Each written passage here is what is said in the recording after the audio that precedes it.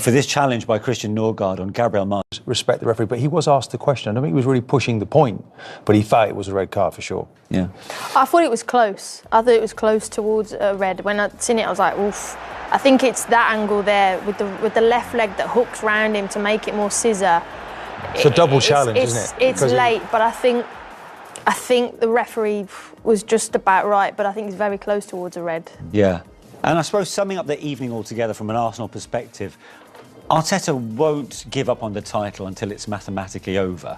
But did he give a key indication with those 4 more changes, and he did ahead of Everton last weekend, that the Champions League is now his only realistic hope of a trophy?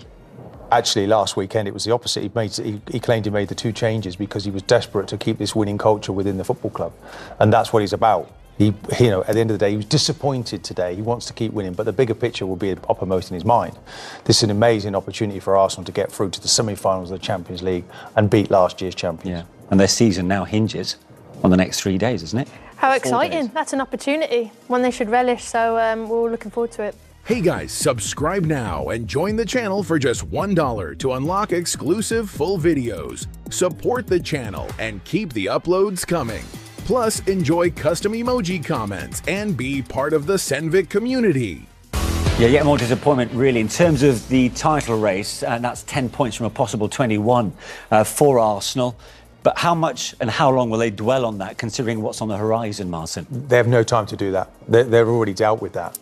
You know, OK, the pathway to success is long and windy from an Arsenal point of view, because it's going to be 3 years on the bounce looking like they're going to come second. The Champions League represents a really good opportunity for Arsenal. 3-0 up in the tie, half-time, 90 hairy minutes to come, because you know that Arsenal will probably do it the hard way if they're going to do it at all. So it was really important they didn't pick any more injuries up today. Jorginho, we're not sure what's happened there, whether that's a head injury or whatever. But Ben White going down yesterday was bad news. So again, that hampered him. Looks like it's a clean bill of health, and it's onwards to the next game. Yeah. What will Mikel Arteta take away from today? I think at the end he would have been frustrated, especially with not being able to keep a clean sheet, because that's the mentality they'll have to take in on Wednesday.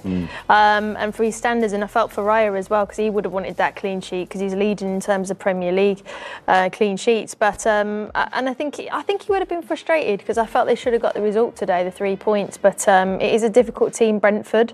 But I think it was a missed opportunity. 2 wins in 7. You know, in too many, what is it now, 12 draws, is it, or so? Yeah, 12 draws. Just not, good enough. Where we think of the end of the season last year, where Arsenal were on this 16-game run, won 14 games.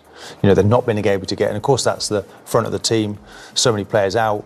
Today they tried Trossard up top, and it just didn't work. He didn't have the options, didn't have enough bodies getting in the final third. Yeah. Was that game really typical and typifies their season then?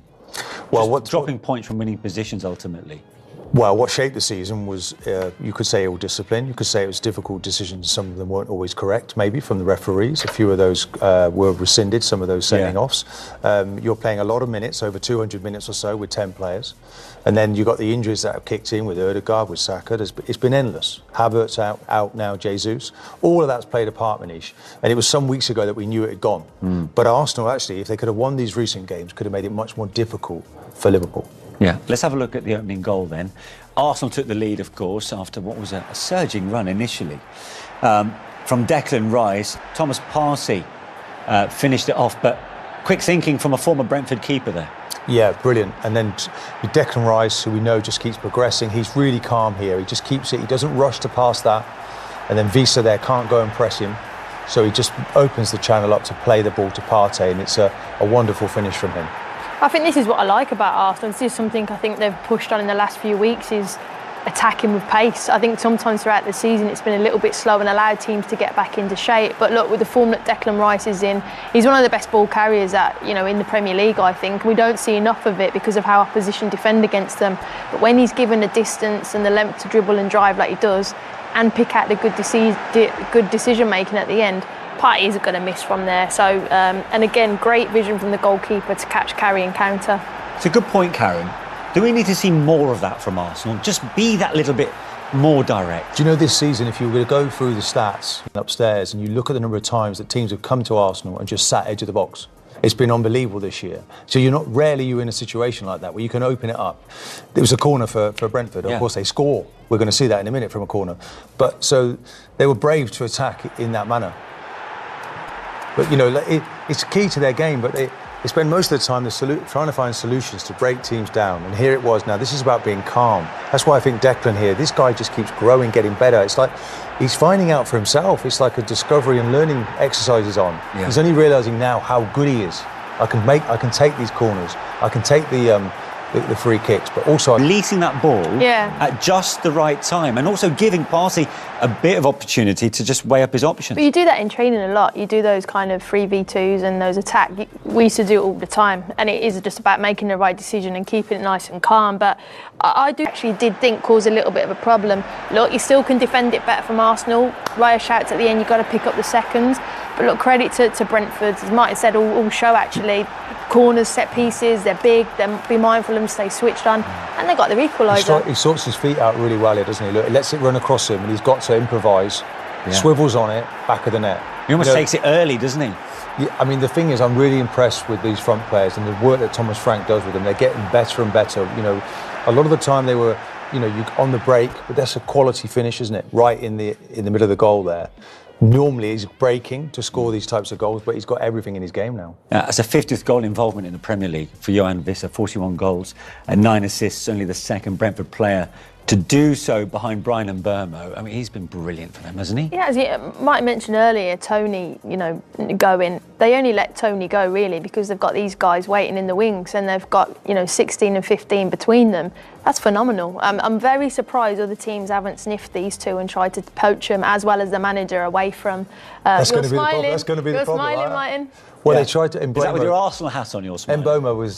He's not wearing another hat, is he? Let's be honest. He's only got one hat. I've got an Everton hat and a Villa hat. But, no, I think they had a little foray into the transfer market. Just dipped their toe in, did they? Thomas Frank wasn't... And I don't blame him, to be honest. I mean, I was talking to him at the end of last season, and I said, look, I think it's because a lot of people have difficulty actually saying the correct pronunciation of your two front players. And he said that's probably the only reason they don't get the credit they deserve. Because they are absolutely outstanding. Yeah. And we're lucky to have them. And he likes to play with 2 or 3 strikers. That's brave from the manager. You think mostly now people play with 1 striker, but not Brentford. They go for it. Yeah.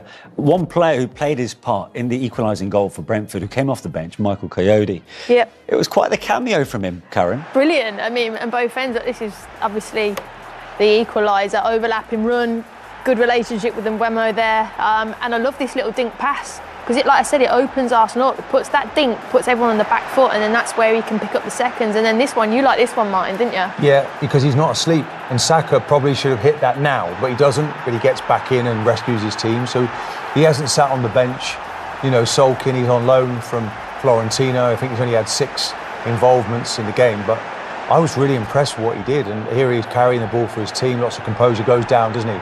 But that's intelligent. Gets a free kick. A useful player. Be interested to see if they take that option and he signs full time next year. Bit of an all action. Yeah, brilliant. I mean, look at him carrying the ball up the pitch as well. So be interesting, as Mike said, what he does next season.